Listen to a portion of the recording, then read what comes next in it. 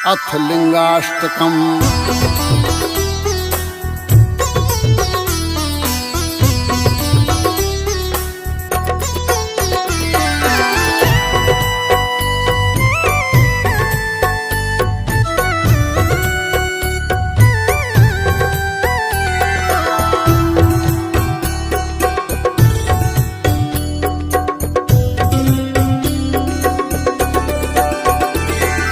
ब्रह्म मुरारि सुरार्चित लिंगम निर्मल भाषित शोभित लिंगम।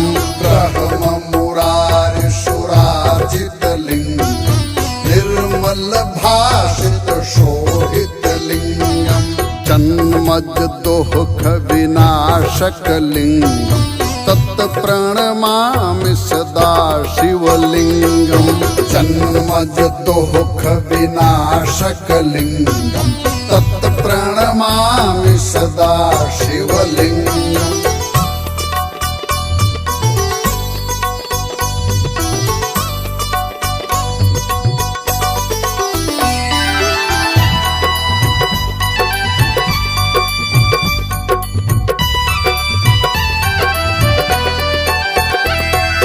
देव मुनि प्रवरार्चित लिंगम काम दहन करुणाकर लिंगम।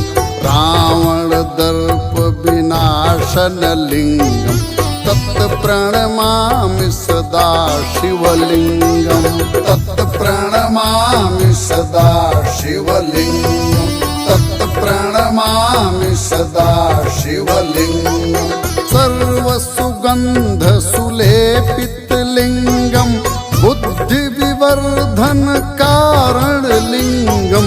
सिद्ध सुरासुर वंदित लिंगम तत्प्रणमामि सदा शिवलिंगम।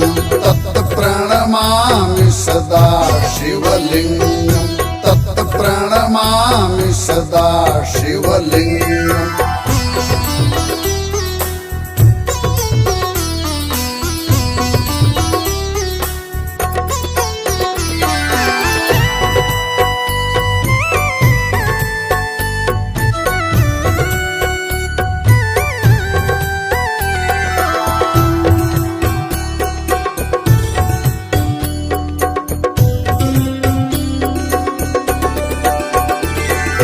कनक महामणि भूषित लिंगम फणिपति वेष्टित शोभित लिंगम।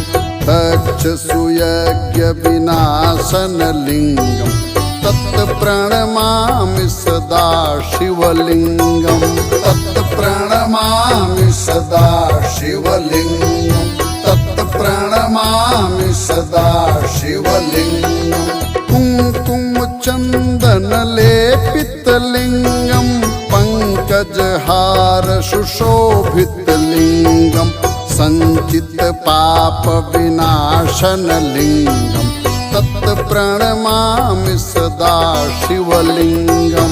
तत्प्रणमामि सदा शिवलिंगम। तत्प्रणमामि सदा शिवलिंगम।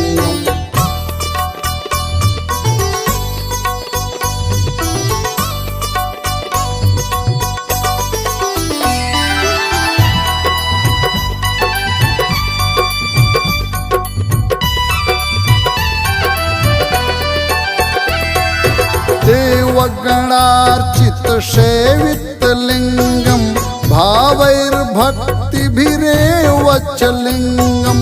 दिनकर कोटि प्रभाकर लिंगम तत्प्रणमामि सदा शिवलिंगम। तत्प्रणमामि सदा शिवलिंगम। तत्प्रणमामि सदा शिवलिंगम। अष्टदलो परिवेष्टित लिंगम सर्वसमुद्भव कारण लिंगम।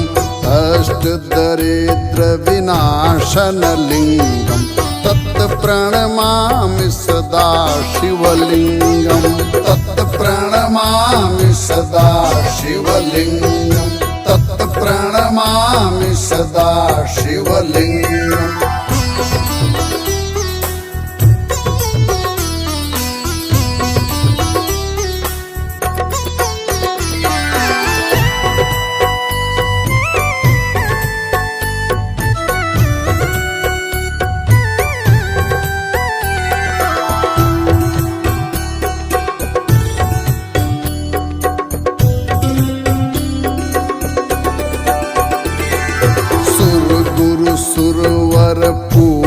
चितलिङ्गं सुरवनपुष्पसदाचितलिङ्गं परमपदं परमात्मकलिङ्गं तत्प्रणमामि सदा शिवलिङ्गं तत्प्रणमामि सदा शिवलिङ्गं तत्प्रणमामि सदा शिवलिङ्गम् लिङ्गाष्टकमिदं पुण्यं यः पठे शिवसन्निधौ शिवलोकम् अवाप्नोति शिवेन सह मोदते इति श्रीलिङ्गाष्टकम्